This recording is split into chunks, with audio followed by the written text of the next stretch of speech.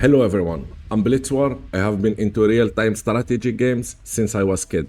I start with classic like Stronghold and Age of Empire, but the game that really changed everything for me was Wargame European Escalation. I spent years playing that game, and even though I haven't touched it in over 7 years, I'm still ranked in the global top 9. Then come Wargame Red Dragon. I have put in over 1000 of hours, ranked number 7 in the world, and won both 1v1 and team tournament. And most recently, I played a lot of Warno as well, and even won a 2v2 tournament. It's not a flex, I have just spent a lot of time on those games over the years. I have learned how they work because I have played them so much, and that's why I have become good at them.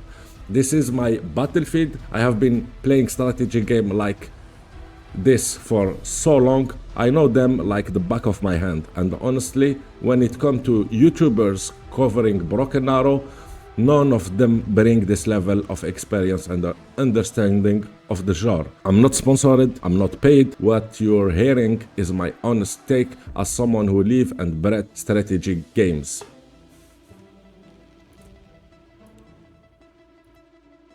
Let's talk about the setting. The Wargame series, European Escalation, Red Dragon and Warno was all about the Cold War. And to be fair, Red Dragon was a masterpiece. It had an insane unit variety, a deep mechanic, and the perfect balance between realism and fun. Even today, I see it as the best military RTS ever made. But time moves on. Warno tried to modernize the thing by making the gameplay more accessible. Auto-deploy, auto-order, auto-counter-arty, auto-cover, simpler mechanic, all aimed at helping new player to jump in. But for many of us, it didn't feel the same excitement or intense moment that Wargame gives us. It looked good and played well, but something emotional was missing. Wargame gives you those high-stack, heart-pounding battle. Warno just didn't hit the same way.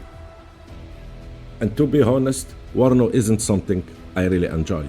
I feel like the failed child of Wargame Red Dragon and Steel Division. It tried to do much and ends up being confusing. The division system doesn't really click with me, and I'm not a big fan of the non-stop DLCs. Even I'm a part of the Warno Strike team and I get them for free, it's just not the kind of system I like. It loses the fun and the tension that made games like Red Dragon so exciting. So for a while, I was just keeping an eye on Broken Arrow from a distance. I know it was coming and I was curious, but I was waiting to see if it will really bring something fresh to the table. And now that I have played it and tested in multiple occasions, it actually might bring something fresh to the table. It dropped the Cold War and dived straight into modern day warfare. Advanced tech like drone, stealth fighter, cruise missile, and more are really exciting. And the dev aren't stopping there. They plan to include the top 20 military power according to the global firepower. That means we are getting a huge and diverse unit pool. Also, I just want to take a moment to thank the dev team. Since day one, they were always giving me access to every beta phase. Even when I was small channel. I'm still small, but even smaller back then. It's something I really appreciated, and it helped me see how much the game has evolved over time. For the first time, guys, we might get a modern RTS that feel rich and complete, but finally set in the modern area.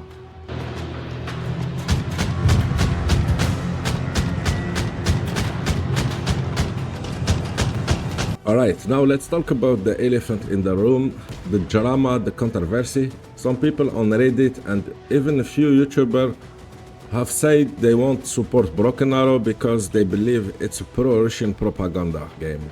Why? Because some of the developers are Russian, so they assume the game must be political. Let's be fair, Broken Arrow is made by Steel Balalaika, an independent studio originally founded in Russia in 2021. Yes, that's true. But the team is international. According to the dev, team members come from France, Germany, Brazil, and other parts of Europe. I don't think it's a Russian government studio. It's more like a group of RTS enthusiasts who want to make a great game. Plus, the fact is an old Wargame team. The creative lead is French, Felix Eber, and the publisher is Slytherin.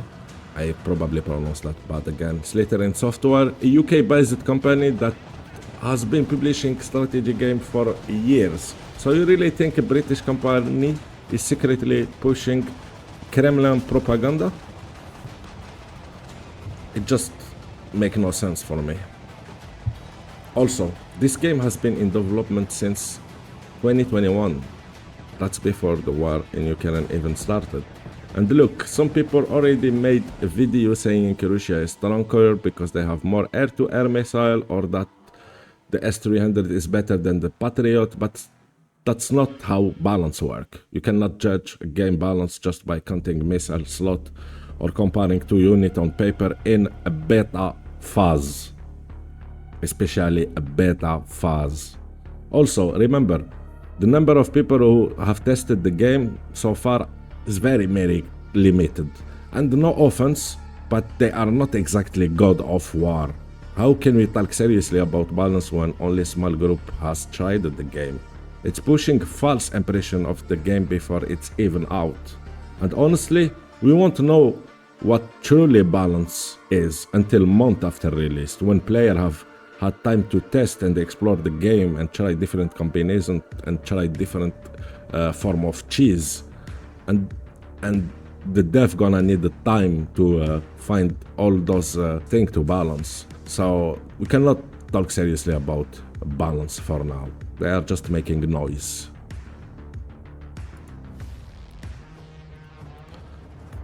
Alright, why competition is good? Let's talk about something really important. Competition. For more than decades, Eugen System had no serious rival in this genre. They created Wargame and Warno, and that was pretty much it. But now, someone knocking on the door. Still Balalaika arrive with a fresh game, a different approach, and a lot of potential. And that's a good thing, because when there is competition, both sides have to improve.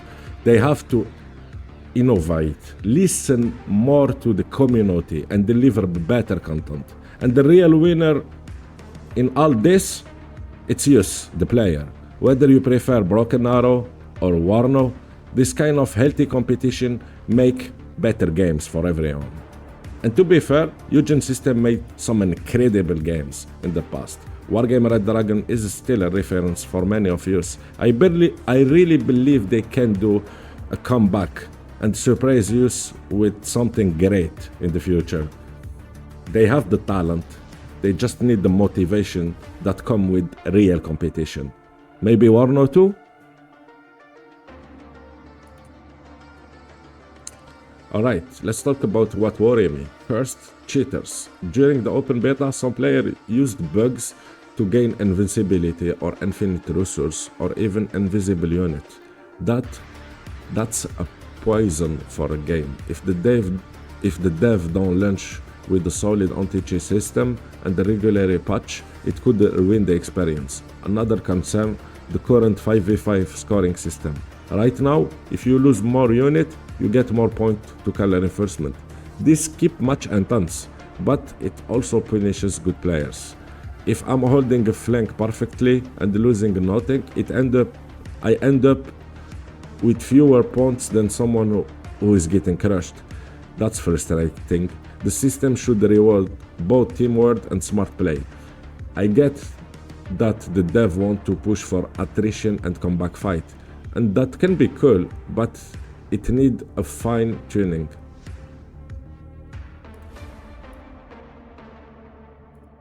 Also, I'm not a big fan of prototype or fantasy unit, vehicle or plane that only existed on paper or had one or two experimental version. I know they can be fun, but for me the connection to a real world is what makes those games immersive, especially for people who love military, history and geopolitical.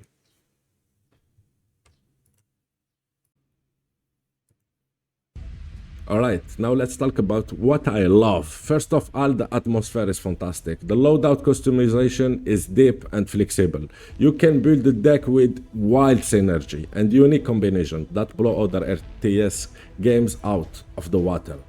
Warno feel limited next to this. The solo content also look very promising. And that's matter for a lot of players who want more than just a multiplayer experience. But most of all, the dev actually played their own games. I played already a lot of games with FLX. He played regularly, interact with the community and listened to the feedback. They are not locked in some ivory tower. They grind the game like we do. That's rare, and it's a big reason why I trust that Broken Arrow can become something special and very OP. Alright, so what's next? I will be diving deep into Broken Arrow on this channel, except tutorial, deck building, meta breakdown, and strategy tips for both new player and Wargame veteran. Whether you want to dominate in 5v5 or just build the ultimate custom loadout, I got you. Now it's your move. What excited you most about Broken Arrow? Is it the unit customization, the modern warfare setting, or just watching an Abrams go boom boom? And let me ask you this, how do you feel about the scoring system and some of the unit choice? Do you prefer realism, or are you okay with few experimental vehicles? I would love to hear what the community thinks. Drop a comment below and let's talk about it. Destroy that like button, subscribe for the people who are not subscribed, and see you on the battlefield.